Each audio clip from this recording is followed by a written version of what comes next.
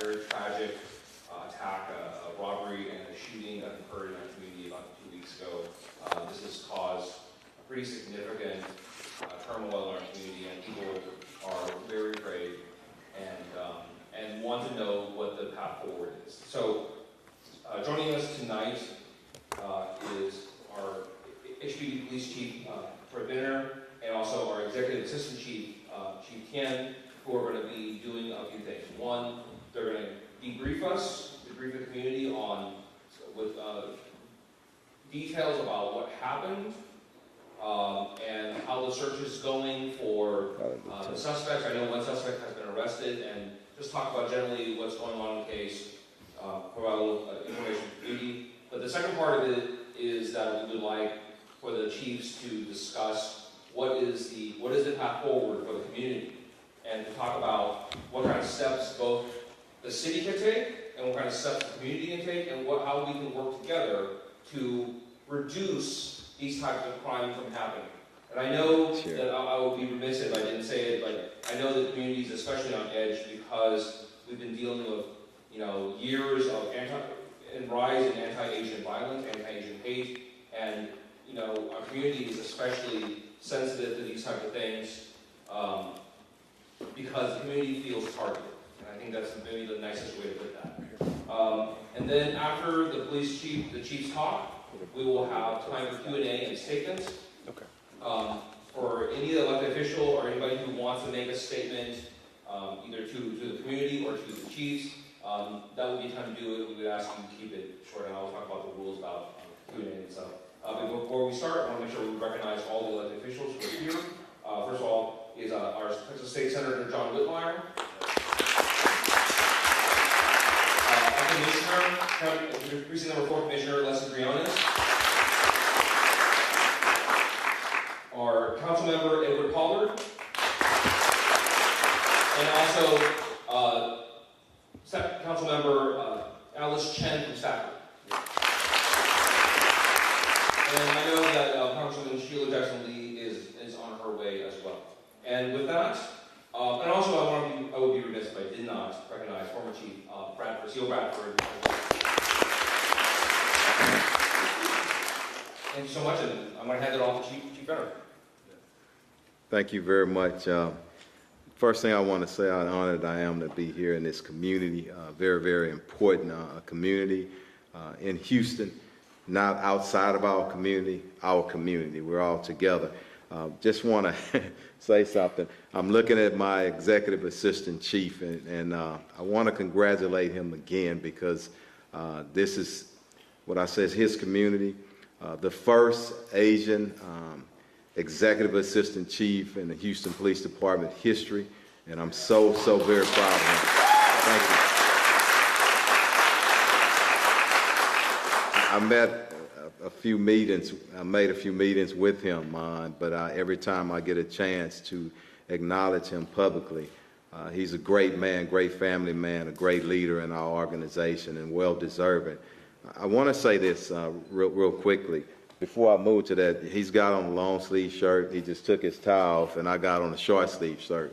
So when we were at headquarters, I had on the long sleeve shirt with the tie, and so I dressed down so I could be like him, That's true. He dressed up, so that's the difference in the uniform. But look, seriously, anytime tragedy strikes a community, there's an opportunity to look forward and say, hey, what can we do in the future to prevent it? But also, let's never forget about the victim, in this case, Mr. Chen, and his family. I saw Chief Chen visit him in the hospital, but I saw many reports on the news.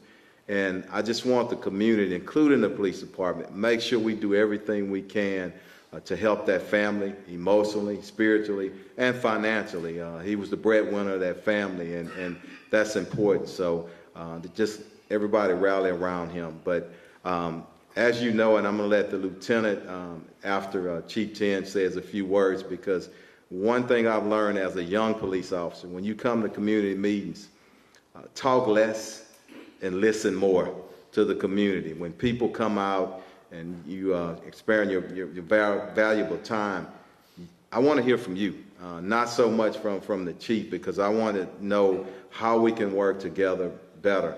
I know that there's some fear in this community, and it should be, but I want us to look at the actual numbers. They're really, really low here in Houston. We are really a great community, the most diverse, and you have a police department. We love everybody, and we support everybody, but when one community, and now it's this community, it's hurting, we all hurt together. And the greatest thing, I've been in this city most of my life. I've been a police officer for 33 years. Whenever tragedy strikes, whenever somebody's hurting, regardless of the community you're from, we all come together, and that's the beauty of this city.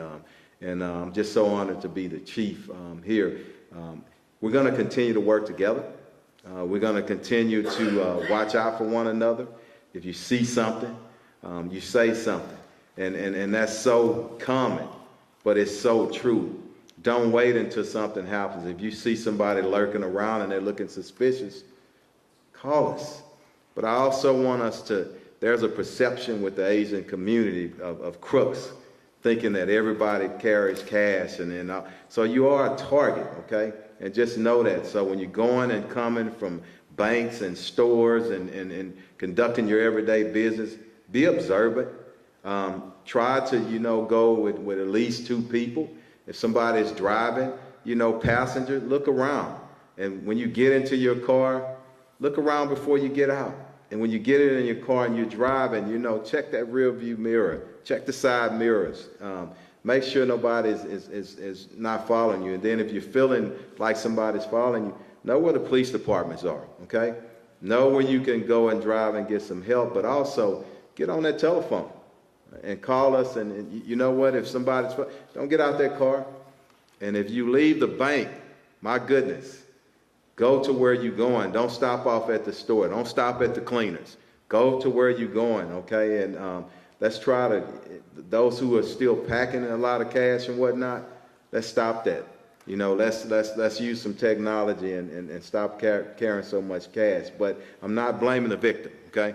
I'm just asking that we all make, better decisions and do things that's going to keep us all safe.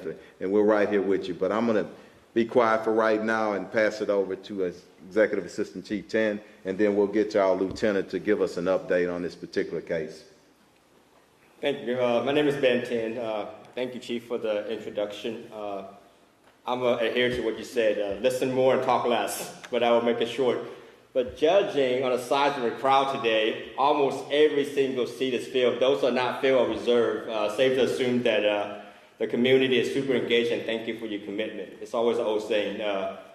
If people don't come to events that come to your attention anymore, what do you think just happened? Either A, you don't think you're going to do anything, or you don't care, or you can't do anything. But judging the size of the commitment here, I thank you for being here. But most importantly, I do want to say this, the chief is never out of uniform. We are out of uniform, right? So that is a true statement, but that is true.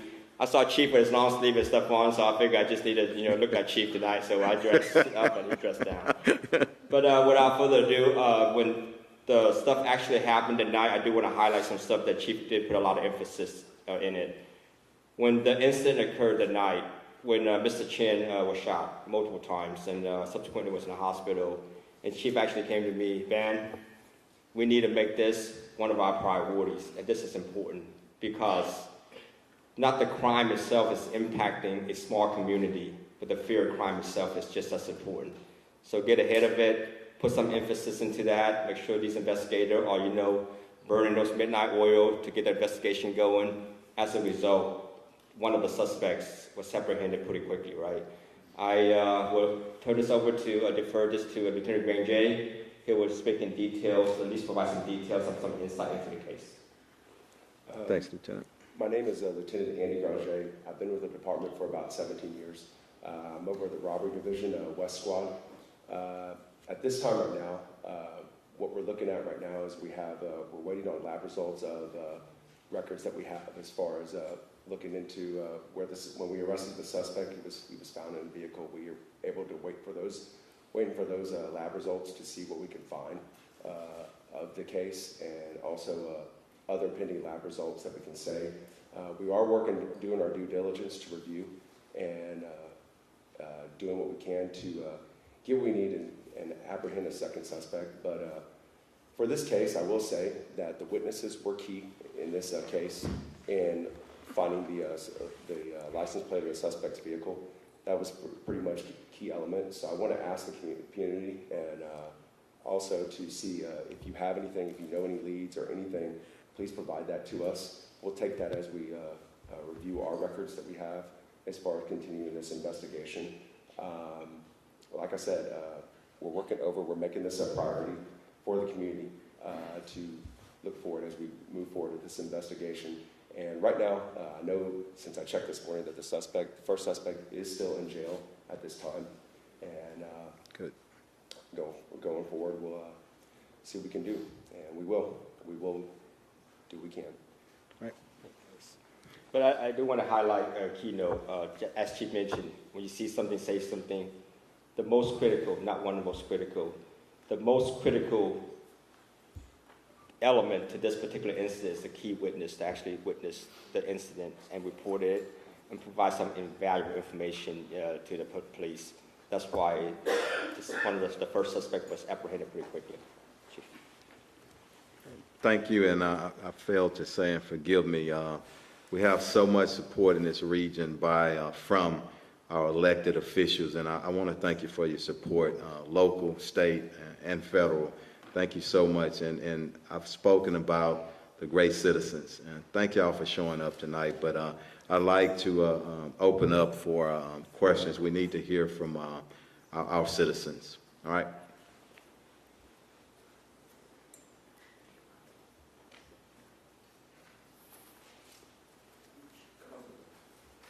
Okay, my name is Charlie. I represent the Harvins wholesalers. So our concern is not only the home burglary, it's also business burglary. It's our another headache. Because right now business is kind of slow. It's hard working, earn some money. Sometimes, like for example, I have one case here. The symptoms, we appreciate the police department busy schedule. So like I did my own investigation. I find the criminal's home in 15106 Readingwood Drive, Missouri City, Texas. When I called the Missouri City police, they said, call HPD police because they patrol this area, don't belong to Missouri City. And then I called HPD, I filed this report last year with the Midwest, right on the Harvard. Even after 2 or 3 months, no detective assigned, I gave them the home address because the lost item comes with a tracking device. We can locate exactly that house. I even find 4 stolen cars there because I know so many people, wholesalers on the Harvard. One of my friends is Mary Lee. Her car was robbed just 15 seconds when he talked to somebody. Then another guy to jump into the car. That happened from time to time on Harvard. I found that car even. So I reported the police, the 4 license plates. I say, all paper plate covered. So you'd better take some action, right? Because you don't need, so now I have so many leads there, but still no, as of today, it's happened September 21st last year. As of today, no one got arrested. We simply, and let me apologize to you, and I want to get down to the bottom of what's going on with the case. Seems like you have possibly a case number and whatnot. Let me look into that. I have an Thank you. Commander from West Side, Reese Hardy, and Midwest Commander Becker is here as well. Yeah. But we need to look at that, okay? And definitely, if our citizens are conducting their own investigations, we got to meet them halfway because that's our primary role, and we should be there, and we should be helping out more. But I want to get the details of it, okay? Thank you for bringing that to my attention, but if you can to the commander or whatnot, get them to him, and we'll Yeah, look at just now I talked with Commander Good. Reese. Actually, I also want to say, you may heard a lot of complaint or whining from the Chinese, Vietnamese, or Indian communities about the crimes, unresolved crimes. But still, we understand there are always more cases than police officers. You guys are very, very busy. We understand that. It takes time. Sometimes you find the leads. But one of the story I heard that, I mentioned the Mary's car was after the stolen. The guy drive the car 3 months, charged the $560 easy tag. They don't care. Just at the Missouri home, they don't care. They drive the stolen car. No one take action. It's very frustrating, but we're going to address your cases. And thank you. And Thank you. It's not whining. We need to hear from you, okay? And so thank you. All right. Yes. Just real quick, also, if you're a staff member of an elected office, if you would stand up and tell us who you are. I know Justin from Senator Miles' office is here. Thank you. And my office, Adrian and Amy are here. Staff for Councilmember Tiffany Thomas. Tiffany Thomas's office here. And of course, we have our own Congressman Al Green is here. And Congressman Sheila Jackson Lee is here. I think you want to put one on Lizzie Fletcher's? Kim Mark, Harris County District Attorney Kim Mark, Office Special Prosecutor, Law Enforcement Liaison. Thank you. So if you like, and if people watching on Zoom would like to ask a question, do the raise your hand thing. If people would like to ask questions here or make statements, please come to the middle and use a microphone.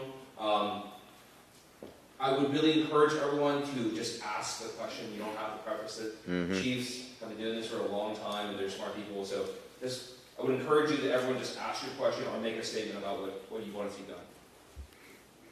And I'll bring this in until some people get up courage to ask questions. One of the things I know the community has been discussing is the substation at the Welcome Plaza. I know that's something that the community cares very much about and really enjoys having there. We know it's been the hours that substations have been reduced, and sort of the question that I've actually posed to Chief Ken is what can the community do to increase the hours of operation for that substation, whether that is through the city, whether the community raises money, what is it? It's not a money issue. It's a staffing issue. And as you know, Houston was keen to storefronts. And in a time when Chief Bradford was the chief and a few chiefs, and we were proud of that. But let me tell you something, it's a different world. There's a lot of technology now. And when I was over patrol, I did analysis on all the storefronts. I think we had maybe 24 at the time. Nobody was coming in those storefronts too much again, okay, like they were. We're very low on staffing. I did not remove the jobs from those community service officers, those DRT officers. I simply said, look, we're not going to have 3 and 4 officers sitting up in a storefront all day and we don't have the volume of calls. Now, we closed down a lot of storefronts, but this particular storefront is very important to the community, and you still have people coming through there. We reduced the hours. The storefront is still there. If you want to have community meetings, if you have keys to get there, officers will show up, but I need officers out rolling around, and they're not so much running calls for service. They're still DRT and community officers, and it's better served. And when they're actually out in the community, going and seeing and talking to people, not sitting in that storefront when nobody's coming in. Now, I'm going to be honest. A lot of people, when I had to shut their storefronts down and I still left your storefront open, that was a big problem. But you know what I did? I stood behind the facts and the stats. There were still people coming in there. So that's the way, that's totally my decision on that storefront. And I need y'all to support me and trust me on that, okay? Nobody's closed it down. If you need to have meetings over there, and we have our hours over there, but I don't have that staff. And if you talk to the commander right now from West Side, you know what he's going to say, just what all other commanders say. You know what, we need officers rolling around in patrol cars. If they're doing community service work, that's fine. But they're rolling around and they're visible out there. So I don't have the staffing to open that back up full time. So I need y'all support on that. Okay? Thank you. Next question. Have you, Chief, run a background? Go ahead. Senator, sorry. Chimelin Chinese Community Center. First of all, I want to thank all Thank the you. officers. You're here to listen to the community's concerns about the safety, and I was so kind of feel relief when the officer said that because a surveillance camera was working and captured some information. So I remember a few years ago we haven't done this renovation. The center has some incidents, and I heard from maybe one of the committee meetings saying that I can actually ask HPD to do a safety evaluation about this community center, so I did. So when the officer came over and he looked around, he said, you know what, you have too many entrances, you have too many doors, right? Mm-hmm. But we were thinking, hey, we're a community center, we serve everybody that walk in, but we couldn't tell who is here for service, who is here for some other purpose, right?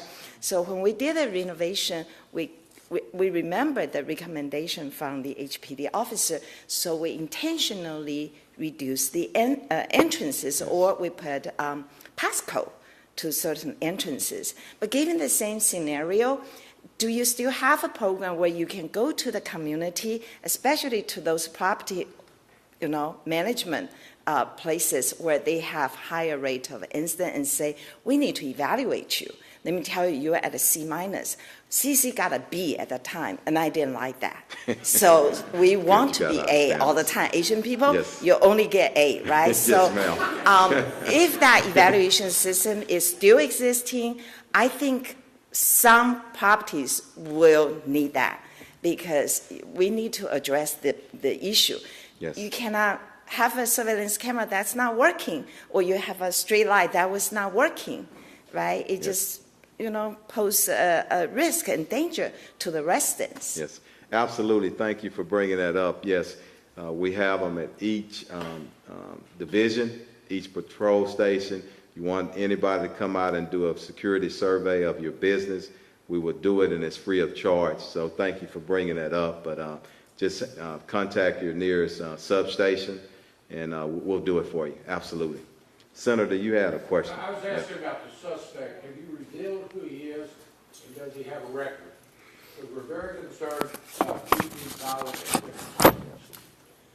He does have a record of possession of controlled substance and burglary of the building on his criminal history. Is he out on bond for those previous offenses, or do you know? I don't know about the previous offenses. All I know about the current offense. I think he has a $200,000 bond for this current offense, and I believe don't put me on the record, but I think he has a new charge of possession of controlled substance at the time he was taken into custody. Yes. So I would ask the chief, and you and I have had discussion, what can we do as a community about repeat violent offenders? Because we all know that the robbers do not just do it one time.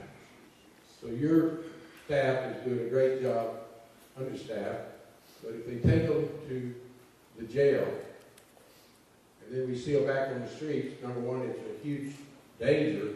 It certainly affects the morale of your officers.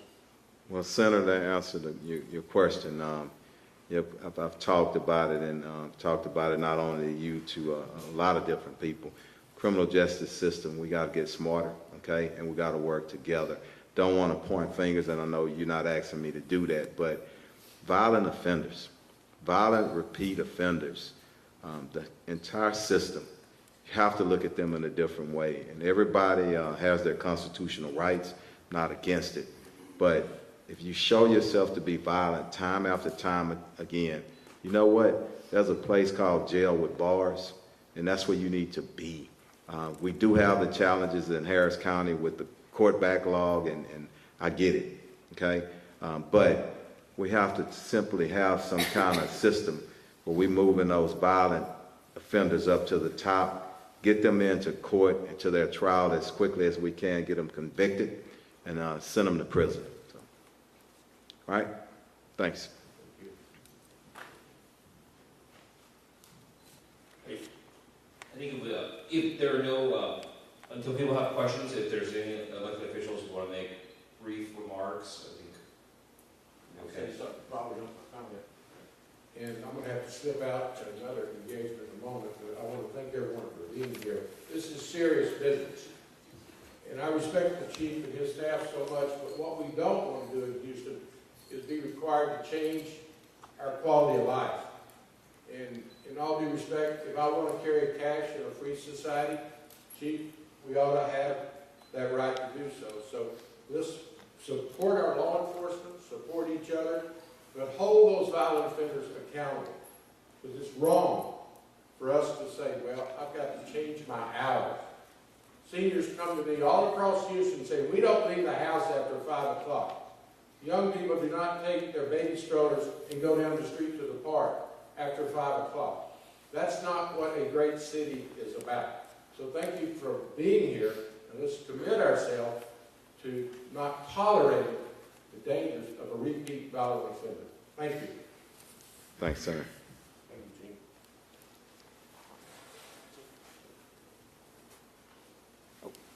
Good question.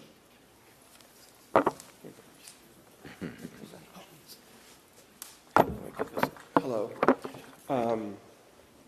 My sister and I were brutally attacked. Put your mic up. Is this? Can Yes. you? There Oh, you go. sorry. You have That's to get good. very close to this Yeah. thing. I'm sorry. I've never used a microphone before. My sister and I were ambushed and brutally attacked by 3 middle-aged white men. This was an Asian American attack, a hate crime. And I ended up with concussion. My sister ended up in the hospital with life-threatening injuries. Spent a couple of weeks in the hospital. And I've reported it to the police. And our investigator, he refused to contact the perpetrators. There were 3 white men. And he refused to interview them. He refused to speak to any of the witnesses. There were 4 or 5 witnesses. And he gave me some excuse of why he wouldn't speak to these witnesses or any of these men. He said, well, they would be on those guys' side because they knew them. And that was his excuse for not actually contacting these men or trying to find out who the witnesses were, whom we can't find out who they are. And so he refused to basically do any investigation whatsoever. And so we were stuck with this. I reported to the hate crimes hotline, never got a call back. I tried to see you, sir, Mr. Chen, at the Asian American Police Officers Conference, and I wanted to either speak to you or have someone, I asked someone if they would pass my name and number to you so that I could explain what's happening, because we had seen that you had requested that the public report hate crimes, and you said that it's a low number in Houston. And we've tried to do that. I was met by a white police officer who intimidated me and walked me out of the building.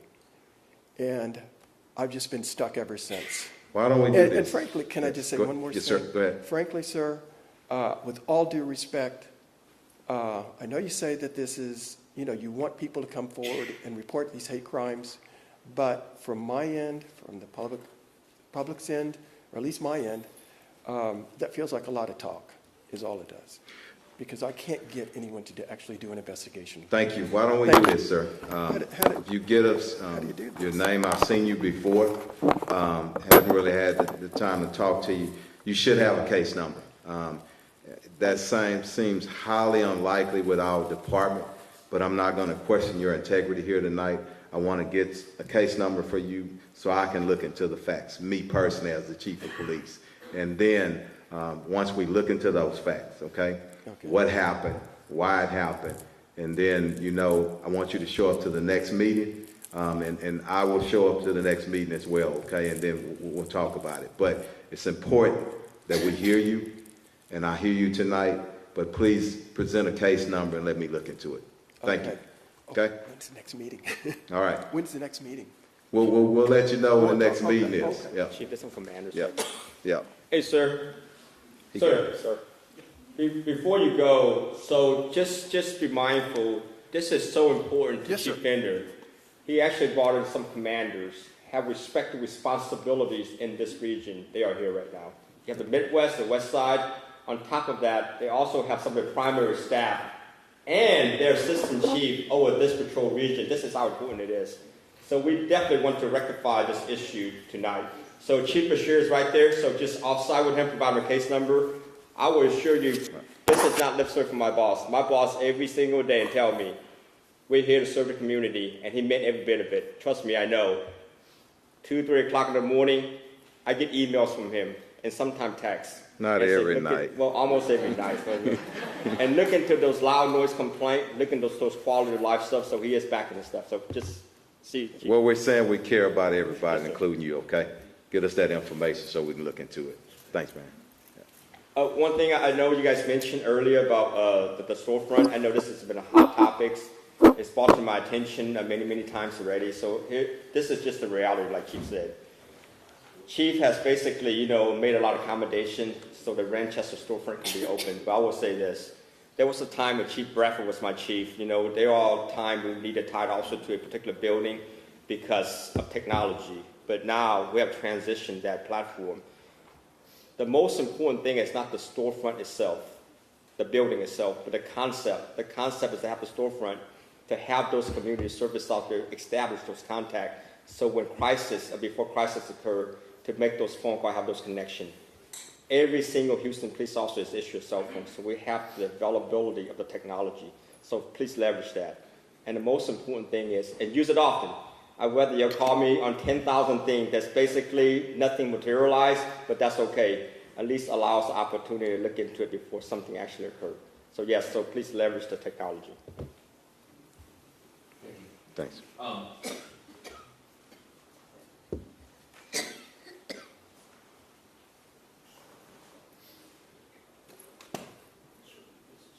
Thank you. This is taking me down memory lane because I was on city council, and so I remember these meetings. But first of all, Sheila Jackson Lee, I just want to make sure that I thank you all for the work that you're doing, the pain that you feel when these kinds of horrible incidents has happened. I'm joined with my fellow elected officials, and I know that they're committed. Mr. Lee, I don't know where you went, but let me... Yeah, good. Let me tell you how unacceptable and intolerable and it has no place in this community. Mr. Chen was, as he is recuperating, God help him to recuperate, was a dishwasher who was working with his family, supporting a full household. Yes.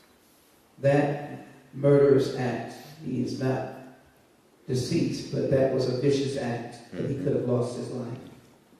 And we should just simply say that is just not acceptable, period. We have officers who say the same thing. But we have to raise our voices that it's just not acceptable.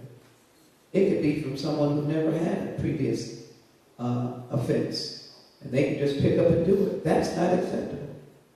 And we have to come together as a community saying that it is not. And certainly those who do the crime need to pay the time.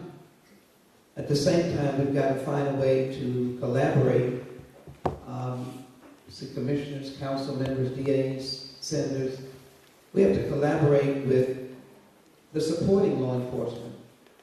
We look to HPD, but there are surrounding law enforcement, and I think it is important that we find ways to get law enforcement entities that are not HPD, the constables and others, working together. That leverages more officers and people with eyes watching out on the street. We know that we want people to be held accountable. There's no doubt. None of us are trying to promote anyone that's doing a criminal act. And I heard the gentleman say, 3 white gentlemen, we know a person who did the Dashing Act allegedly was a person of color. We're not going to tolerate anybody. I'm living in communities that are also victims. So we have to come together. We have communities way on the other side of town that are victims. We had an elderly lady, so somebody grabbed her from the neck at her front door. Mm-hmm. So I want to be able to boost HPD with the resources that is necessary. The prosecution is on one end. I want to get in the front of it and stop them from coming and getting you into your car and taking your car. And so the way that we want to do that is to draw as many leverage resources that we can together. We want to do this as a community. I want to give you the strength to be able to see something, say something. I'm not asking you to go out and arrest people. That's not what you're doing. But you can see it. And I want to congratulate you for this storefront. This was way back from Lee Brown. Mm-hmm. And I want to thank you, Chief, for keeping it open. It makes a difference. Yes. It really does make a difference. And if we can find ways to continue to make it effective in this community, I think you say that the storefront is something very helpful to you. And hopefully that could be an example. But to the gentleman, that looks like a hate crime. And we don't know whether this other crime is a hate crime. Let's use some of our federal resources as well dealing with hate crimes. And we may be able to add resources to your team, your hate crimes section. I like to look for money where I can find it, to be able to bolster what you're doing. And so with that in mind, can we draw together, as I said, I'm here with my colleague, Congressman Green. I know that Congressman Fletcher is in this area as well. And if we can draw together and let people know that we're standing up against crime together, and that no matter what neighborhood we're in, together, we're not going to tolerate. We're going to say no to it. And we're going to make sure that we get you in front of the crime. I don't want them hitting you in the head or doing what they did to Mr. Chen, or what to his family, or to his income, or to his ability to recover. We've got a long road ahead of us. And I just will also say that let's the community gather around this family. I look forward to doing so, trying to help him and help that family when they're trying to survive in the midst of him and his income not being there for them. Let's try to do that. So I think we are onto something by recognizing that there are many layers that we can work on. And I'm glad to see my commissioner, because I know she has some resources. When I say that law enforcement councils and others, we can just get together and give you something that really stands up in this community, helping out HPD, not looking for them to be the only source of law enforcement. We have more, and we're lucky in this community that we do. So let's all work together. Can we do that? Can we do that? And we're all in the same boat together. We can do that. Thank you, Congressman. Chief, I want to, there are some questions from people online. Okay. Someone has a question about what to do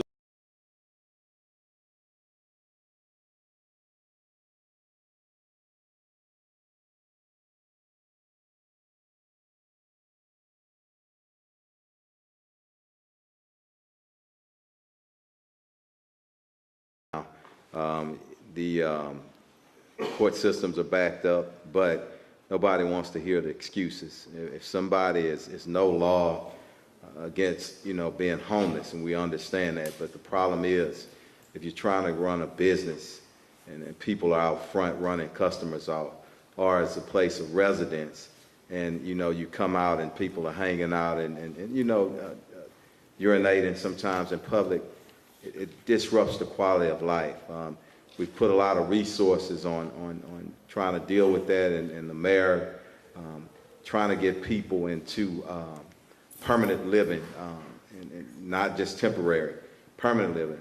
But what we're dealing with is mostly mental illness and drug dependency, but mental illness. And even if you get a person and you get them to a place where it's considered permanent housing. So we have to bring in more of our social agencies, and we need more funding.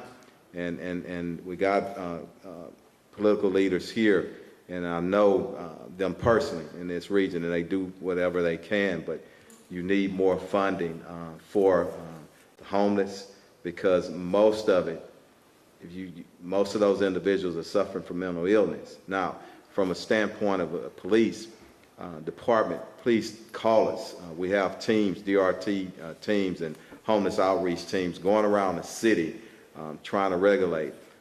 A problem that we have is, kind of under the esplanades of the freeways.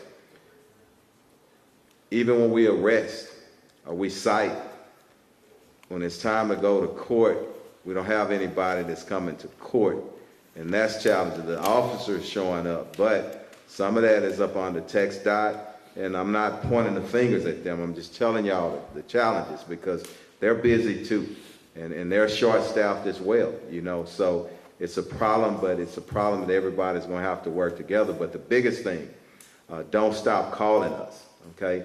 But we got to educate our public too. Those people are panhandling and hanging out because people are giving them money and other items in the intersections and whatnot. If you educate yourself enough and we educate you, don't do that. Find an agency to give to, and we pull them, or we have wraparound services for them. And if you stop giving to them on the corners or in front of the stores, they're going to go somewhere else and they're going to really seek the help. But that's a huge problem. But it's going to take all us working together. Hope that answers. And to audience members and anybody watching online, if you are not comfortable asking your question in English and you would like to ask your question in Mandarin, we have people who can help translate, so don't be shy. I'm going to do another, while people are thinking about that, another question from online was, what specific things do you recommend in terms of crime prevention? I know we talk a lot about that. We went over a couple of things, but I think community is also looking for not only justice in this case, yes, but specifically, how do we as workers, owners, operators of businesses in Asiatown area, the community, and I know the community feels like we're a target in this community because we have a lot of businesses that are cash only, or they feel like Asian people don't fight back, so we're an easy target. What kind of things can we do in conjunction with HPD? What kind of things can we do individually? What kind of things can we do as a business community, right? What kind of things should we start doing? I'll take this one. As Chief mentioned earlier, when this incident happened with Mr. Chen, Chief mentioned that, hey, something so violent happened to a community, not the crime itself is the biggest impact, as I mentioned earlier, it's the fear of crime, correct? So this is what we did do. The most important thing is the community need to understand that although sometimes we see a snapshot of what media appears, but our stats consistently show that crime is trending down in this part of town.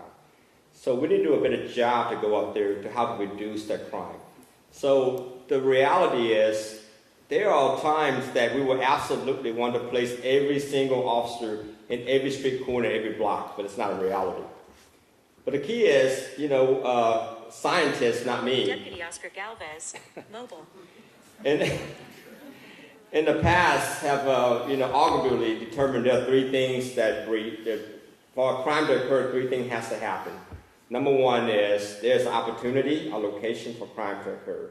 Second thing is it's always the victim. And most importantly is, and that is just the offender, the bad guy, right? So the bad guy sometimes control how they're going to do things, when they're going to do things, and what time they're going to do things, right? So this is why it's important that we need to message out there to take those preventions seriously, to protect ourselves, to make ourselves not a victim. We'll definitely prevent crime that way. Or, to Chief mentioned earlier, we have a free service to provide those survey, our community service team out here to go and check those locations, increase our security posture to reduce crime, to take away the location for them to make crimes, make crime less conducive. But the most important thing too is I always ask this question, and this question is always asked more than once, and I like to recite this example over and over again, and Chief really wanted me to recite this example. So I joined back in 1997, and we had roughly 5,500 officers at the time. And fast forward, I had to use my finger and toes for a second, 27 years later, and our population near doubled, and our numbers still actually remain pretty constant, or actually dipped slightly, to roughly about like 5,200 officers. And we compare to different cities, major cities out there, they have all this huge number. One of our sister cities we like to compare to Chicago. Same annual similar population, but double or beyond double our police force. But how do we do it in Houston to maintain, on top of that, to drive crimes on the right trend, by trending down? It's what we talked about, the community. Look at tonight. We have elected official here, state, federal, and local, council members, prosecutor's office, and community out there that really care to be here. I mean, I know it's difficult. Houston rush hour traffic at 7 p.m. is difficult to get around. And on top of that, this is like Thursday night. During summer, a lot of have kids, a lot of commitments, a lot of summer activities, but we're here. It takes the whole community. It takes the entire community to make it work. So to that question earlier, I mean, is there a magic wand that we can just wave around to prevent every single crime there is? Absolutely not. But I think collectively, we're doing this already. The number is going to be a number. The number will be the biggest telltale sign. And most importantly is the trust. The trust meaning the fact that, as I mentioned earlier, when people don't come to you with problems anymore, three things just happen. Either A, they don't think you care, or B, they don't think you can do anything about it, or last but not least, that's the most important thing, is they don't even think you have the resources to do anything about it. But the fact that those questions, those concerns keep coming up, the trust is still there. Can we do better? Absolutely. But we need the entire community to do better. Chief just mentioned earlier, he's already projecting in the future already, the next meeting, so folks can come to us with issues and concerns. And here's the honest part. I am not that smart. I don't have a solution for every single problem out there, but I am confident there are smart people out there who definitely have solutions to some of those problems. Could be homeless, could be what that may be, but we are taking stride in a lot of stuff. I mean, I don't want to over-telegraph a particular initiative that we have. I mean, but since we are in this part of town, I definitely want to talk about it. Let's talk about the BizNet track. If you guys have driven around there lately, I would imagine it has shown significant, not just some, significant improvements. They come all the way from the top, mayor's priority. Chief said, hey, man, make it happen, make our community feel safe, and direct all these commanders, committed commanders, to send their folks out there to make sure that we are keeping our place safe, right? The NGOs, the non-government agency, the elected officials that's all involved in this, and the management district and the business. And also, we are doing something extremely unique. Now, in the past, we always go to, like, most places will host, like, a positive interaction event with the police, a coffee with the officers event, or, cop with shop, or whatever that may be, right? Chief actually changed the model slightly, are taking all the officer and community engagement to some of those most problematic events. And why is that important? We basically tell the community, I don't care how bad this is, but we're here. We're here to stay, and we're here together. So not to telegraph anything, tomorrow we do have an event nearby, so our community affairs can push it out, a coffee with a cop at the Burger King, right? So those are important. But Chief, I will have to sing some praise. By no means, I'm not trying over here just to sing this cheap praise over and over again. But I will assure you that if the man called me most of the time, or text me, or email me 2 or 3 in the morning, and he doesn't sleep much, and the truth is, this is the best part. This is the best part. He is in a position that he can delegate to almost his 5,000 plus staff to do the stuff that he has to do. But he's on ground actively getting involved in every single initiative. Have y'all been to some of those major events? I have heard from my colleagues from different parts of the country. I'm like, oh my God, I have never seen a chief to go out there in 118 plus heat index, right? Emancipation, walking around out there to check to make sure everyone is safe. So, I mean, I told my kids, they always act up, and after they act up, they will tell me how they're not going to be bad anymore. I tell them, hey, don't tell me, just show me. So the man is showing you guys right now, right? Thank you. Thank you very much, my kind executive assistant chief. But basically, and wrapping up that question, what we can do, work together, look out for one another, understand that it's not the police and us, it's all of us together as one. I want to just say one quick thing, technology. We are short-staffed, okay? So whatever you can do in terms of technology, putting up security cameras, license plate readers, those type of systems in your neighborhoods and in front of your business, in front of your homes, some kind of camera system, okay? It is a tremendous tool to solve crimes. But as we get more up as a community and as people see, you know, and they come to this city, they say, look, you know what, in Houston, boy, you're always, it's a camera everywhere. It acts as a deterrent, but we need everybody working together. And just look out for your neighbor. Really, really simple. But we're going to shut it down and have some more questions.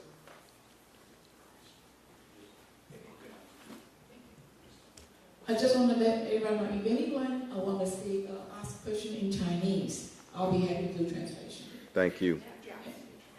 OK 大家好，我是希望今天这个时候呢，有任何人有任何的问题，这个是最好的时候问你的问题，我会帮你用你的问题可以转成，我会帮你翻成英文，因为现在今天你看啊，所有的那个警长都在这里，大家有任何的问题 ，Yeah, I will be happy to translate for you. 是。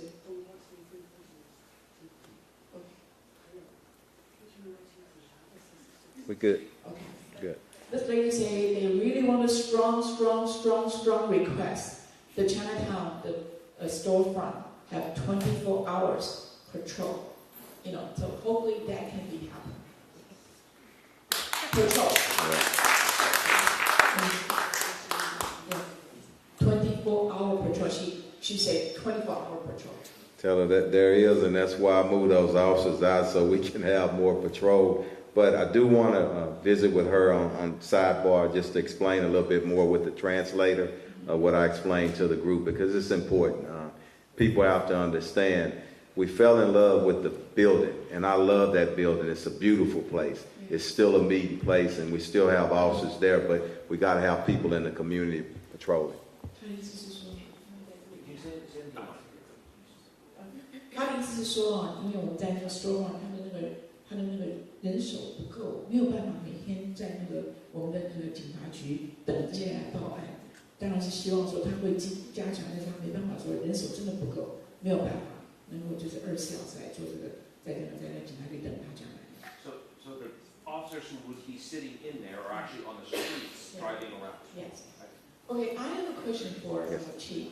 Is any way, because I know all the Asian people, they are kind of shy to report a crime because sometimes they worry about their identity.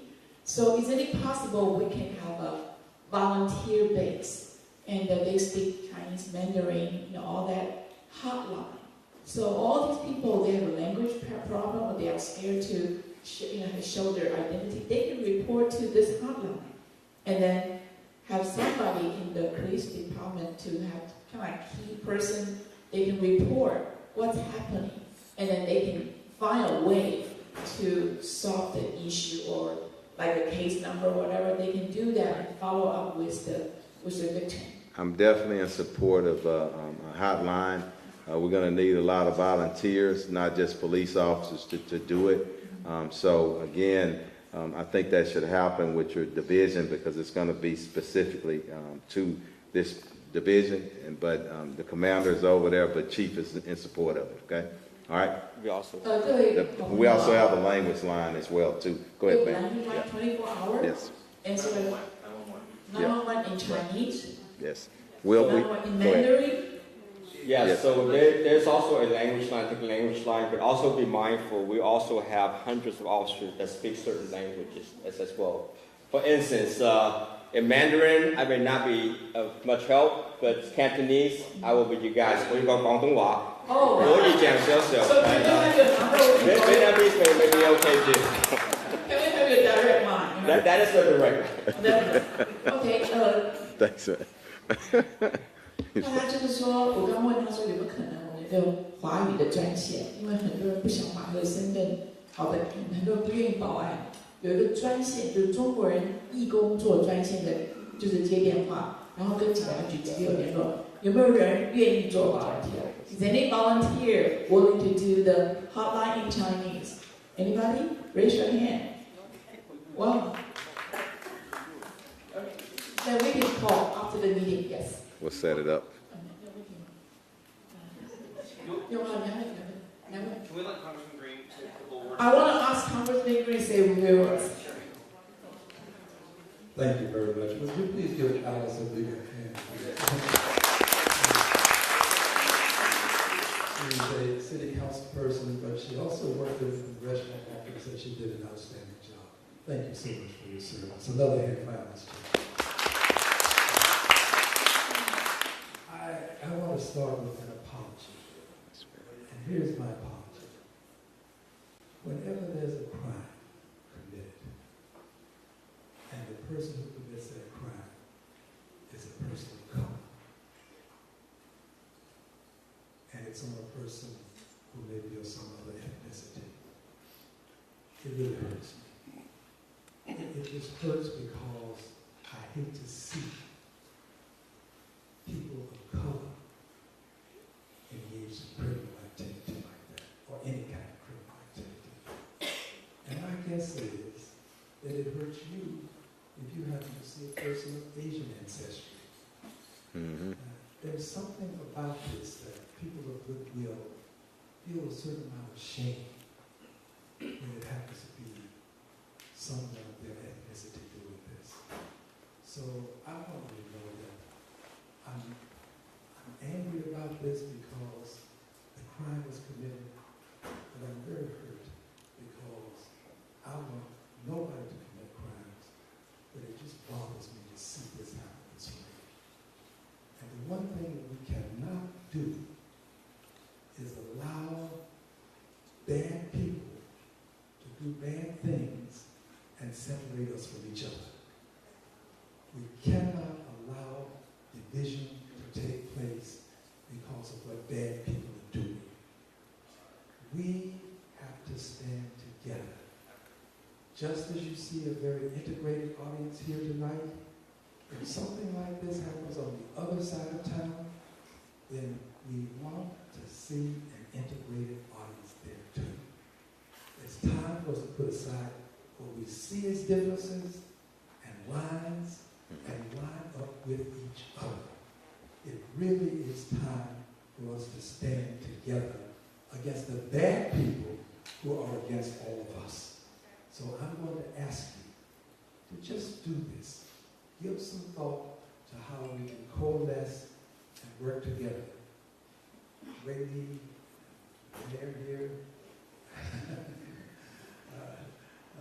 they put together working on an organization to do just that.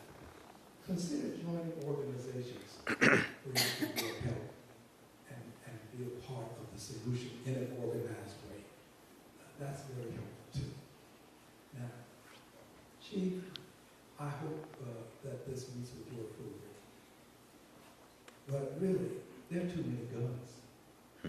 There are too many guns on the street. There are too many guns in the hands of bad people. It's too easy for bad people to buy guns. We have to take a stand against the guns, and we've got to, quite frankly, let people know that we are not going to support people who support letting anybody have a gun.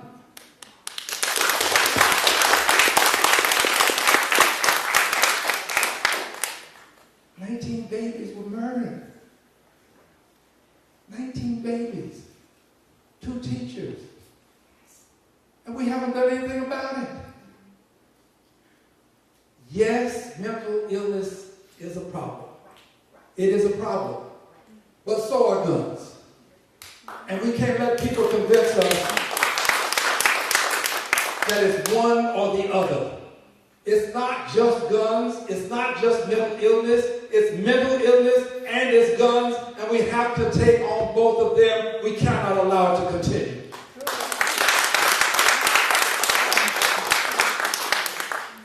And finally this.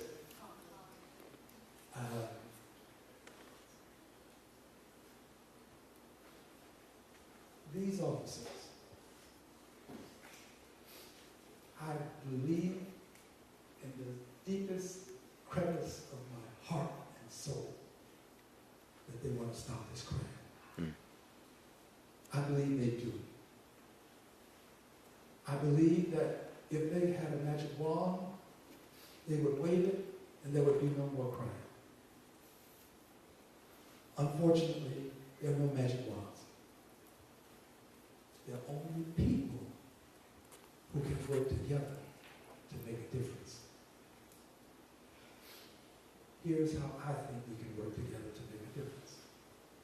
Aside from meetings like this, we have to make a concerted effort to step outside of our comfort zones.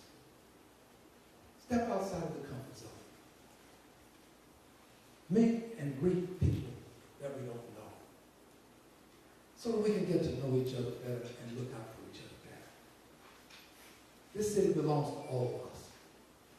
Every one of us has the same rights as every other person. Mm-hmm. And we've got to unite and join together. Do this. Be committed to the other person. It's important that we understand how working together is going to make a difference. And what was said about the cameras, we talked about this at our last meeting. Cameras are important. Signage is important. Don't be afraid to let people know that you have a camera. Put a sign up. Yep. We have a camera. You're being monitored. You can do that for your own business. You can't do it for mine, but you can do it for your business. It's not about catching criminals. It's about deterring criminal activity. Mm-hmm. We don't want the crime. We want to prevent it. And I assure you, technology, what the chief said about technology, it works. Technology works. Now, Chief, I'm going to really go out on a limb here, but when you've celebrated your 25th birthday 3 times, you don't mind going out on a limb. It's all right. Honestly, Chief, we need some judges here. Judges need to be here to hear what people are saying. They need to be here. Commissioner, former chief, congresswoman, city councilwoman, there was another council person here. We need to make sure that we have judges at these meetings. We can't tell, we don't want to dictate to courts, but I think everybody ought to hear how people feel about what's happening. It can make a difference. It can make a difference. I thank the officers for being here. I'm going to support you. I've been a guy who supported. I've been a guy when I've seen it wrong, I've called it out. And as I'm moving towards celebrating my 25th birthday, I promise you I'm not going to stop. Thank you, everybody. We have a question up here. 你用中文讲，我帮你。Good evening. Thank you so much for giving me a chance to stand up here. I try to speak English and save time. I have a question here. I hope you can answer me. What's the meaning for 911 emergency call? Let me tell you my story. I live in an apartment, and downstairs my neighbor made a lot of noises. The whole night, for 2-3 weeks, she has so much energy. She pulled a heavy furniture around the whole apartment. 12:29, 1 o'clock in the morning, 3 o'clock in the morning. I could not sleep, and I had class in the morning. And the HOA, the manager, sued her. He went to court 2 times, I think, at least 2 times. She still there. Finally, I think it's about 3 weeks ago, the HOA, there's the story, not the story. The story is on my 911. Okay, when she made so much noise, I called, I remember midnight, 1 o'clock. I called my security guard. He came over to my apartment. To her apartment, she don't answer the door. And the security guard suggested me call 911. I called, and the security guard called also. Whole night, nobody come. And I get a call, the police are very nice. They said, I sent somebody to your place. They are coming, they're on their way. But whole night, they don't come. 2 security guards, one in the weekday, one in the weekend. And if they can, I understand the police department cut the fund. They don't have enough people, I understand. But they are so nice, telling me, they are coming, they are coming. I just wait till 3 o'clock, 4 o'clock in the morning, I'm tired, I must go to bed. And I remember the second time, I think the weekend, when I call, I think the 5th time or 4th time, I get the call, the 911 tell me, this is your last time to call 911. We have your backup already. I'm okay. And what's the point? I call 911. Nobody come. Even my secretary, all 911 still nobody come. Thank you so much. Chief? All right. Hey, look, first of all, you are important to us, okay? And I understand your frustration, but the resident, your neighbor who should be a better neighbor, okay? Them pulling around furniture and moving, it keeps you up. That disrupts your quality of life, and I'm concerned about that. But it's not a 911 call. What we need to do, and I want to get your address. Did that neighbor move? Are they still there? Okay. Problem is solved, okay? But your frustration, problem solved. Yeah. Yeah. Don't call 911 for that. Go for the non-emergency number, okay? Yeah. Yeah. Yeah. Yeah. Go ahead. Yeah. Ma'am, I'm sorry, I didn't catch your name earlier. What's your name again? Yes, ma'am. So perfect. Where my commander's at? West Side and Midwest Commander right there. So we, on a regular basis, have community events of some type. And within our division, we have community services officers. That's why we just talked about the storefront concept, and now we're over the phone. So it's always important to go out there and make contact with these commanders and know all those community services officers that have those discussions. Yeah, so get those community services involved. We should go. Yeah, we should go. Let me see. This is what we should do on it. If you ever have a problem like that, okay, don't worry about the 911. Go to the station and meet with your supervisors over there. Because, see, we have ways of respect. Listen to what I'm saying. We have ways of respectfully getting people's attention. Hear me out. If that person is keeping you up all night, you know what we'll do? We'll go knock on that person's door early in the morning and wake them up and say, you know what? You need to be a better neighbor, okay? You need to stop moving the furniture. It's ways that we can do it. We got to work together, okay? All right. Yep. No, I didn't say that. I don't want you to call 911 for that. It's a non-emergency. I will tell but you. We'll explain it to you. Okay. 911 is for emergencies only. If you have it, everyone listen. If you have a non-emergency and you would still like the police to come out, please call 311. Yeah. 311. We'll explain to it. Yeah. The non-emergency. And I'm going to let our Commissioner, Leslie Briones, wants to make a brief statement. Thank you. Yes, thank you. First of all, thank you, Representative Wu, for bringing us together on such an important topic. Oh, yeah. To Mr. Cheng's family, let us all take a second to send positivity and healing energy, because we stand in solidarity. Yes. To Chief Finner and all of your team, thank you for your service and your sacrifice. It energizes me deeply to see our federal partners, our state partners, our city partners, our district attorney's office here represented, because it is all about coming together and working together. I will be very brief because I want to hear more from you. We're here to listen and learn. But at the end of the day, we stand in solidarity. Here are a few examples of what Harris County has been doing to invest in public safety in the last few months, many of which are only possible because of our federal money. So thank you, Congressman Green. For example, court backlog, we've heard about that. We just invested another $25 million to continue improving on the backlog. We've cleared it 42%, but we still have more work to be done. Thanks to our state partners, Our court requested 6 additional criminal district courts. Those were approved. We will have 6 additional courts to help move justice along. Additionally, we invested, again, thank you for the federal money, in Violent Persons Warrant Task Force. Some people know it as VIPER. So those individuals who already have a warrant for a violent offense, there is now a special task force that is doubling down looking for those people.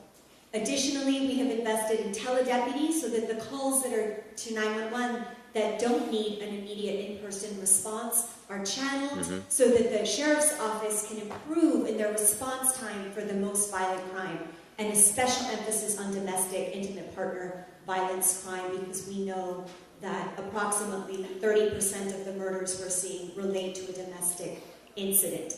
We've also been so proud to invest even more in the district attorney's office, encouraging and hopefully investing soon more in the public defender's office, bringing the holistic assistance response team to the mental health issue. We need to separate. The Harris County Jail should not be the biggest mental health facility. So bringing the holistic assistance response team to Precinct 4, we were able to do that recently. So those are just a few of the examples. But the bottom line is the federal, state, local government, we need to work together because we're all serving you. And lastly, I'll close with, I'm grateful to be your commissioner, but the truth is I'm sitting here more as a mom, more as somebody who's been the victim of crime several times. And as a proud Latina, to these points about unity, we need our Asian American, our Latino, and our African American community and all communities in the city. We need to have each other's back.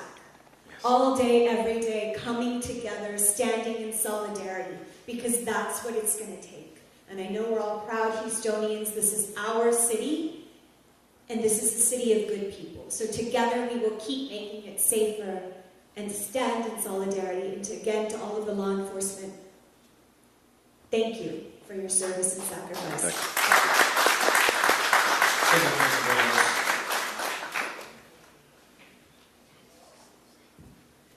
Thank you, Chiefs, for being here tonight. So I have a couple questions. Take care.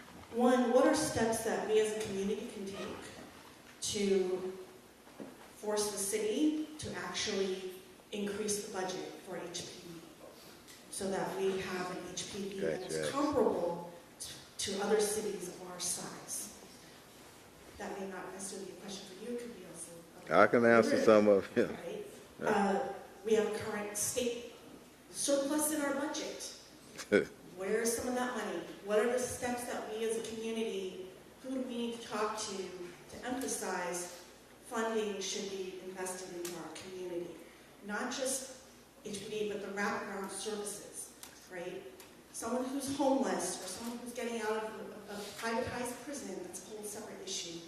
We should not have privatized prisons where somebody's basically making a profit on money that could have been used towards helping someone get a job, helping someone to actually be able to, reintegrate in society properly, right? To have an education. We spend more on money on putting someone in jail than actually educating someone to be a productive citizen. What are the steps that we can do? And then my last question is, we're going to be knocking on 20,000 doors for this fall election. What are some materials or information that we can get from HPD or other services to include in our bags to distribute into the community? Well, anybody that knows me, I stay away from politics, but I love my politicians, okay?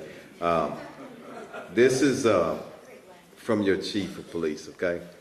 And I want everybody to hear me.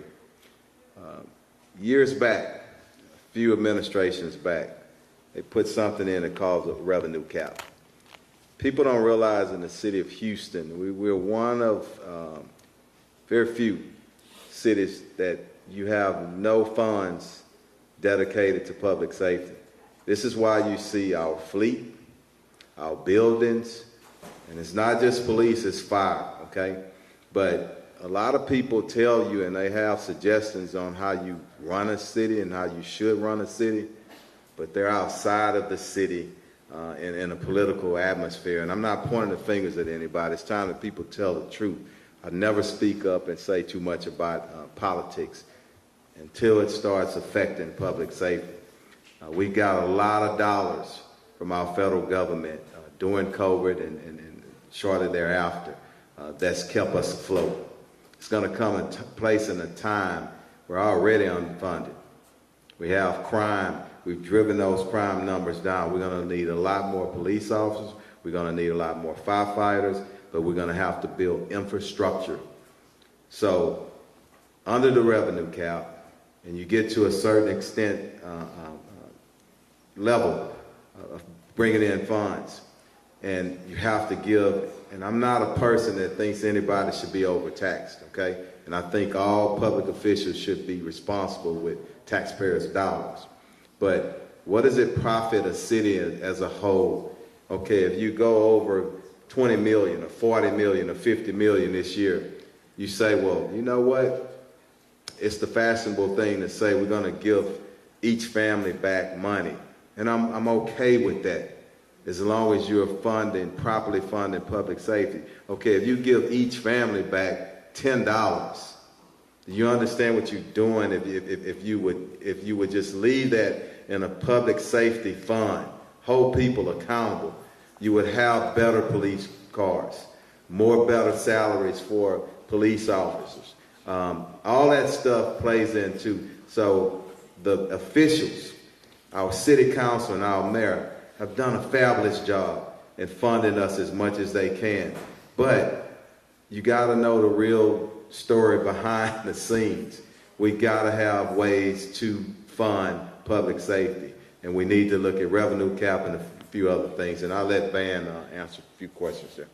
Thanks. I believe we need to solicit you to be part of volunteers. I'm pretty sure we ask those questions. You have a lot of solutions to that already, Ms. Chen, is that correct? So we need to solicit you to be part of us. But the most important thing too is that is so true. We are slightly, behind in terms of funding and budget, but the commitment is always going to be there. These selfless men and women, day in and day out, they roll their sleeves, they do what they have. Of course, more is always better, but although there may be some fiscal challenges, but the commitment is going to be there for sure. One thing, we'll get to this next question. What could you pack and hand out in your bag? Let me tell you some of your knowledge and getting educated behind the scenes, things that's going on behind the scenes in criminal justice. Just tell people the truth. And I never tell people who to vote for, which party. I could care less. You need to have support of people who understand city government and understand that, you know what, the number one priority in any city or any county is public safety. People have to feel strong, have to feel safe, and have to be safe, okay? Go ahead. Thank you, Chief. Thank you. My name is Grace Ye. I'm a member of Fujian Province Association. And tonight, first of all, I have to thank all the officials, congressmen, chief, and everybody, and all the organizations throughout Houston in this community come together to work together. Yes, ma'am. And throughout your conversation, so we have a chance to dialogue directly with you all. And I thank you very much. And we got such confidence and assurance from you and your staff. And I know, and we are hoping the safe time is coming. Yes, ma'am. And I do believe within our organization, we have to do our own works, not just rely on the police or someone. Just like somebody lives in an apartment, if you see the lights should be on, it's not on, then you should voice out to your management to ask them to put on the lights. And the same as the camera. If they show the camera right there, but doesn't work, that is not past that security at all. Yes, ma'am. So to this extent, I hope that the police department can have every half a year or every 3 months send out notification to let the apartments property management saying, please double check your lights and your camera is working properly. We are going to test it from what time to what time to make sure your property is occupied by the residents and they have every right to be the lights on, camera is on. Okay. Thank you. And I really appreciate the chance to meet with you, all the congressmen and all the people in here. Thank you. Before you sit down, you just warmed my heart. Thank you so much. Such a kind person, and we'll continue to work together. And as far as holding apartment complexes accountable and everything else, we should. But it's going to be us working together. So thank you for your comments. Thank you so much. Well, thank you, Chief. Chief. First of all, I want to thank Jinwoo to organize this, and this is within the Southwest Management District. I think many of you know about Southwest Management District. Crime is no boundary, but the Southwest District, our neighbor is International District. We have 2 management districts covering almost the most of the Southwest area and a lot of Asian business here. I would like to speak some of it on our behalf. I want to first of all recognize my board members, David Peters, Southwest Management District, our Chinatown Subcommittee Chair, Jonathan Shi, it's our staff here, can you stand up? Josh is our Safety Director, Victor Becerra is our Safety Director. The reason I want to mention that is, we have 8 meetings to the public, just like this. And we work with at least 3 commanders, Midwest, West, and Southwestern. And Chief, this is the second time I met with the Chief 2 times today, and talk to Chief regularly. The reason is communication is important. If you can come to the safety meeting, I think Max is one of the volunteers, come to our safety meeting, talk about the issue here. When Mr. Chen got a victim, he's a victim. Early Sunday morning, Monday, Fujian Tongxianghui Huichang and many other volunteers bring the victim's family to our board meeting right away. The first thing I do is, got a case number, I give to Chief. I say the first thing, stop the crimes. The second thing is, we have to do is, how can we help the community? Well, let the association to take care of that. It is a teamwork.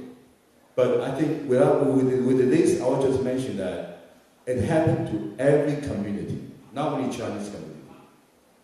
I want to say, this is a really good start. I wish we keep the momentum because we are here to improve the safety. Safety is our first priority. The management district, only in our management district, we spend about over $1 million a year. But the thing is, we cannot put every police officer in every corner. But what we can do is we can help, we can work with the police officer. The storefront, I can tell you, my family welcome center has been open that storefront without taking any rent and pay all the utility bill, fix all the AC in the past 30 years. How many of you visit that storefront? When you lost that, you feel it's precious. I fight with Chief and the mayor. Chief said, Kenneth, I will try my best. We're short-handed. Maybe, I think, our congressman once said one suggestion. Can we work with the Briones, the commissioner office, the county, the constable, the city, to try to open as long as ours? We have to use it. We have to remember, we have 2 police stations, Midwest and West. They open 24/7. You can go there to report your case. I want to say is, we've been working there for many, many years. The help is always there, but you have to come to the meeting. this kind of meeting. I just want to say, the city, of course, is care about us. He just appointed, Mayor just appointed AAPI Advisory Board. I want to recognize some of the board members here. Mr. Whaley is on the board, Nancy Lee is on the board. I think we have some other people is on the board. Helen Chen is, and yes, I'm sorry, your name again? Okay, yes. You see, although it's only 45 members, but well here is the bridge. Tell what we need and how to work that. HPD officer, they said we need recruiting two, most important, Ben told me, multilingual police officer who can speak Chinese or Vietnamese and English. Mm-hmm. Because they're short of staff. All this, you see, we have to let people know why we cannot have a bilingual police officer. They cannot recruit any good officers.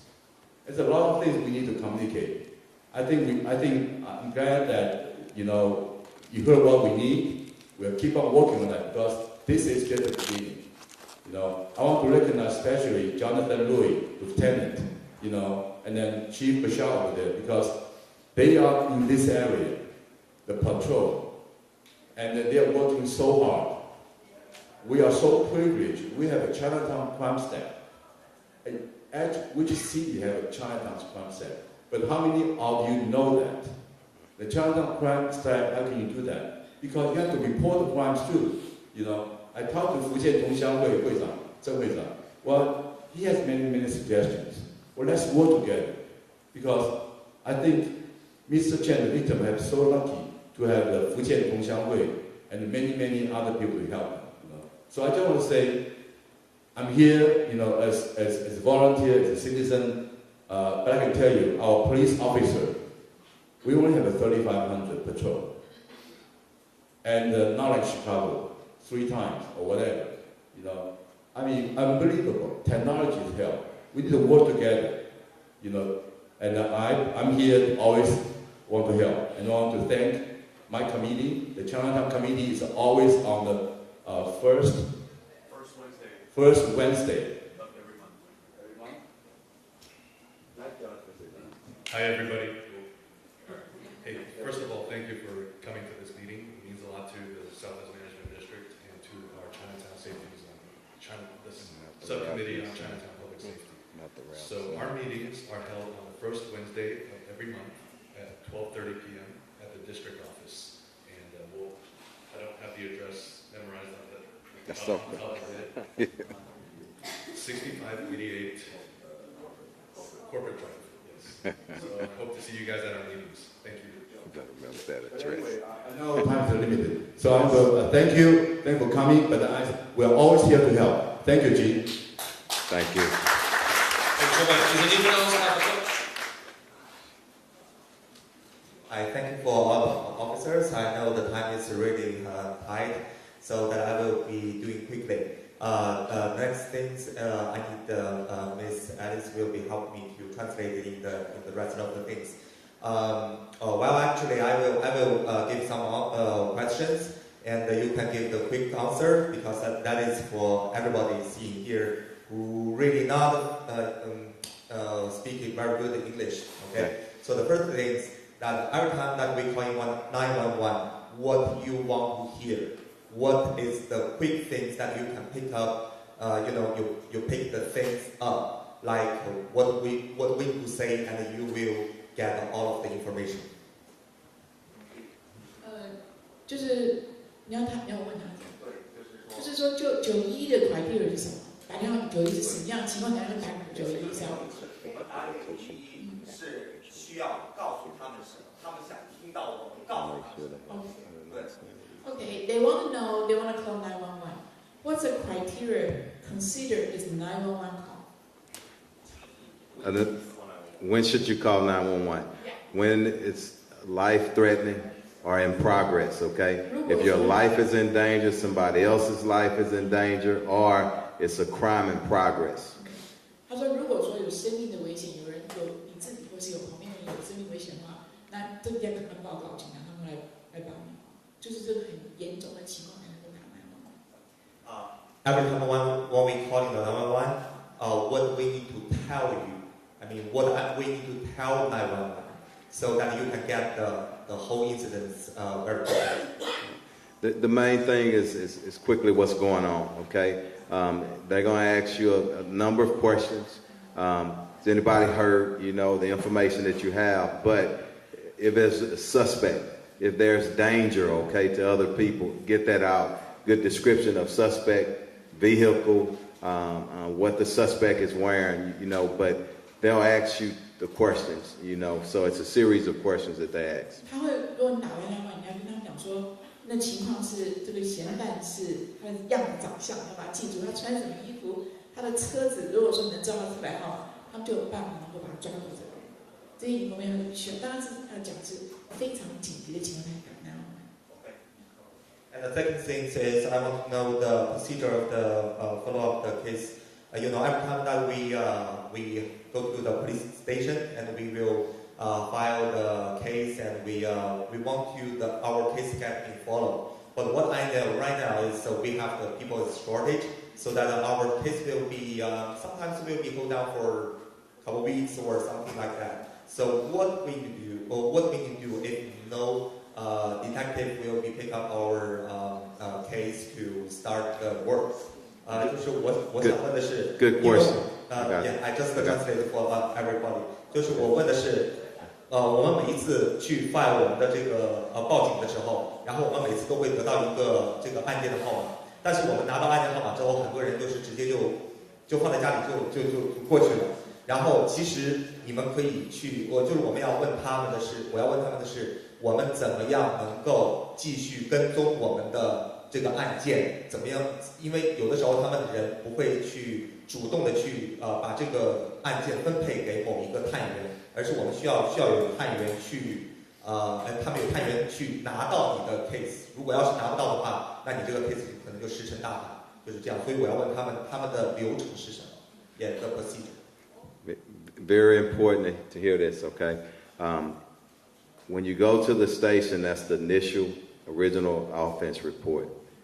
And then it goes to the division, the investigators. But what's important, and I want you to share this with them, if there's no leads, nothing to follow up on at that time, you're probably not going to get a call from an investigator because there's so many cases. We follow the leads and we follow the evidence. If there's a lead, when the report first comes in, it gets to the investigator. But the thing that's important, you might not have all the information when you file the offense report. But if other information comes up, you need to call that division or call that station so we can supplement it and get it to the investigator, okay? So don't get upset if you don't get a call back. If somebody broke into your car and we have no other information on it, you're not going to get a call back from the investigator. I wish we could call everybody back, but you can't, okay? 他的意思是说，我们在报案的时候，比如到警察局，或者说有了 case number 之后，各位你要自己要收集一些所谓的线索，谢谢线索，因为警察局他们真的是没办法知道你什么，他怎么去查？如果你没有，因为你是受害人，你看到这个嫌疑犯，你知道他长的样子，他车开什么车，你把这东西给他们，他们才可以去继续跟踪。如果说你什么都没有，他们在办公室很难去帮你找到这些人，所以你们必须要自己要等于说天助自助，你自己要帮助自己找一些线索给他们，他们才会打电话给你来说一起来把这个事情给它解决掉，这样子。这样有什么问题吗？ Okay. 有没有问题？ We're good. Actually, I'm sorry about that, but I have two more quick questions. The first thing is I know the Citizen Police Academy. The program is very good. We want to know is there any consideration to give the bilinguals program for this program, because we can know more things about what police do and how we can help the police and how is the police working on it. Just brought it up. Because we really appreciate your work, so that we really want to know you more. Okay. 就是接下来的是我的问题是，他们其实有一个警察公民学院的一个program， 他们有一个这样的程序。我是问他们会不会考虑给我们增加双语方面的一个流程？如果要是可以的话，这样的话对我们华人有很大的帮助，因为我们能了解每天警察在做什么，我们怎么样去帮助警察来去做一些什么事情。Okay, the last question I say is the HPD's app. Okay, I'm sorry about that. I downloaded the app today and it's not working. So just HPD app. We got to work on that and fix that. Yeah. Okay. Just do the first question. Yeah. So what I understand is the Citizen Police Academy. Chief Chen and I were just talking about that, so it's important. We want members from all communities, as many members as we can, to join the Citizens Police Academy. If you contact our Community Affairs Division, and we'll get you the information. We want to get you signed up, okay? And anybody can come there, okay? If you don't speak English or what, we'll work something out, okay? It's important that everybody comes into the police department. You're our family, and it's important that I stayed here. And thank you for your translation, because we talking, but if everybody don't understand, they don't feel like they're part of the family. And I want to hear from the chief, everybody's my family. And I'm everybody's family in this community, so it's important. So thank you so much for translating for us. Chief, may I request? Can I translate whatever you just said, right? 他的意思是说，他很欢迎大家都来接受这个训练啊，这个是公民等于说是警民合作的一个训练。Can you give me your phone number so they can call you? I mean, do you mind give a phone number so they can actually, I can give them the phone number, they can Community service, community affairs number. Yeah. 713-308-3280。他的意思是说，我们大家有兴趣要参加这个训练的话，可以打电话713-308-3280。OK， 大家有兴趣参加这个训练的话，打电话到713-308-3280。I think it's important for all work together. And actually, I will mention to you, Chief, 20-some years ago, I volunteered to get a crime prevention book in Chinese. So I know you don't have the budget, to print this. Yeah, we do. Is there any way you can print this? Management District, Li Xiong, can you print the Chinese to the 犯罪手册 in Chinese? We have 5. Yeah. I can speak Chinese. Yeah. Yes. 我们有中文的，有韩文的，有各种语言的防盗手册，你就到我们办公室来，免费公益。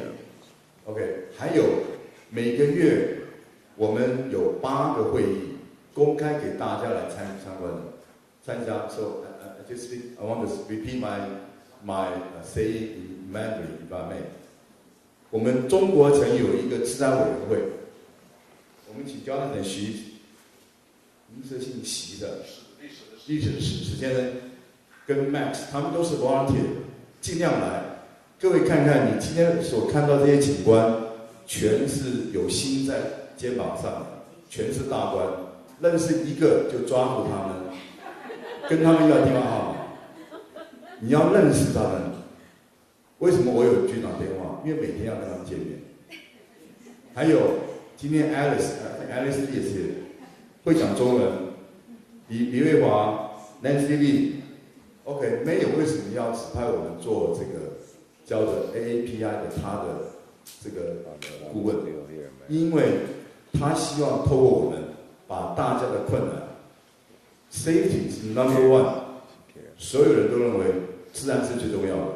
但是呢，不要等问题发生再来解决，平常就要注意，要问问你的业主为什么没有帮你去尽责任？你在付房租啊？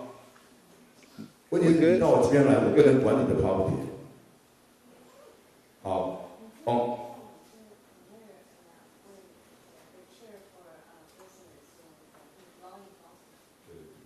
所以说大家一起来合作。Alice Chen， 你看他的 Stanford， 但是他还跑到这边来，因为犯罪是没有界限的。你以为你在中和城，你住在坡边就没有事吗 ？Katie 一样会有问题，好不好？我们一起合作，好，谢谢。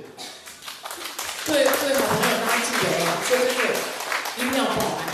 你不报案的话，他们觉得我们没有在中国城很安全，因为警察局是看报案的地方才看派警察来参加这个，就在巡逻。你不报案，他说这边很安全，没有报案。所以各位，如果大家有兴趣的话，真的可以成立一个中文的报案小组，要是有愿意的话，那这样的话大家可以去报案，把这个报案的情况告诉警察局，他们会来照顾我们。因为警长刚刚讲，他说我们都是他的家人，他真的是很关心我们。今天这礼拜4来看我们，大家给他们热烈掌声。We're going to give all of you a big round of applause.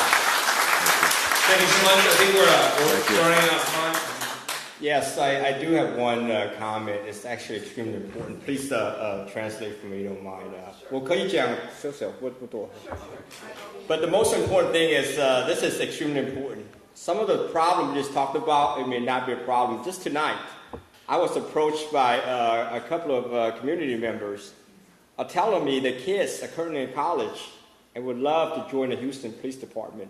We are hiring. So I am confident, most of y'all have kids or family members out there. I would love to see them volunteer to pick up this profession, extremely honorable profession. And then, hopefully years from now, it won't be a problem, right? Because guys like me, as I get a little older, a lot of hair is missing up there. What is left is turning gray. I can't see too well anymore, so this is going to be time that I'll be gone, right? So please encourage your kids to come up here one day to speak. OK， 他今天说啊，跟大家讲说，各位朋友们，如果你有亲戚朋友的小孩愿意参加这个警察局，请你们加入警察局的行列。他是需要很多我们的这个会讲中文、会讲各种语言的警察来做这个单人的工作，做社区的服务。What's the number if they want to apply for police? You know, come see me, call recruiting. Yeah, you know, the number you give to them. What's the number? OK, call. 你们要是有问题，要是有人想要去申请做警察的话，刚刚那个电话就可以去报名。希望啊，小孩子可以做律师、做医生，可是要想要做警察来帮我们服务。谢谢。Thank you. All right. Let's give both chiefs a big round of applause. Thank you for your time. I have 2 more orders of business. One is I have a bunch of sheets printed out with mental health resources. If you or your family member or friends or neighbors are having issues, they're having trouble dealing with like the news and everything else, they're a victim of crime, whatever it is, there's people who can help and help for free. We'll be handing these out as you leave the door. And the last thing is we also have a bunch of candidates here who are running for office, and they've taken the time to honor our community by being here as well. And we're going to give them 30 seconds to come up and just introduce themselves and say hello, and while the police chiefs... Thank y'all.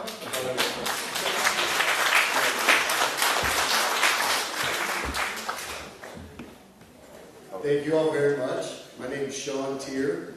I'm running to be the next Harris County District Attorney. I spent 11 years in that office. I go so far back that I used to supervise Gene when he was in the I've been there as the last 6 in charge of the Vehicular Crimes Division, and the last 4 in charge of part of our felony trouble. I've handled thousands of cases, all the way from capital murder down to simple assault. I don't want to spend any time talking about politics tonight, just for the community. I want you all to know that I have been on probably 300 tragic fatality scenes, and I have been on scenes with just about every single one of these officers that are here tonight. And you all are in such good hands. Every one of these men and women here tonight in uniform care. They care about you all. So give them the support. As the Congresswoman said, let's all work as a team. Let's do this. Let's make our community safer. Sean Tier for Harris County VA. Thank you, Gene, for giving us this opportunity. My name is Conchita Reyes. I am running for City Council at large, Position 1, which is all of Houston. So you are eligible to vote for us. I'm I'm here today to listen, but also I just want to let you know that I've been part of the American Jewish Committee, part of the Community Conscience, and one of the things that when I first joined them during the pandemic was doing a PSA for hate crime, because at the time the Asian community was being attacked and there was abuse, and so we wanted to step forward and be ahead of the game, and we started doing PSAs on hate crime. So I'm here to listen, but I'm also here to support you in any way. My name is Conchita Reyes. I'm running for City Council at Large, Position 1. Thank you. Good evening, everybody. Muy buenas noches. I'm Holly Maria Flynn-Gilesek, and I'm running for Houston City Council at Large, Position 2. I'm here listening and learning, and I want to let you know that one of the things that I'm really focused on is public safety and safe and healthy communities in every corner of Houston. So please, please consider us. We are here to advocate. I can speak for myself. I'm here to advocate and to listen and learn and to be able to raise up the issues, to make sure that our law enforcement has all of the resources that they need to make sure that we do pull together and pull forward with a comprehensive public safety plan to keep everybody safe. Thank you so much. Holly for Houston, Holly for Houston. I'm Congresswoman Sheila Jackson Lee. But I'll just take a brief moment to say, first of all, thank you, Representative Gene Wood. Let's give him a very big hand for bringing us together.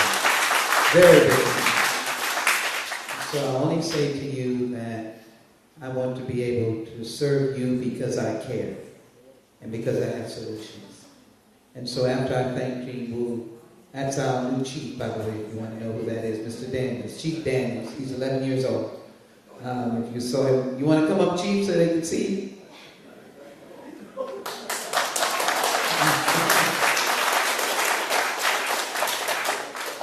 He is a survivor of how many?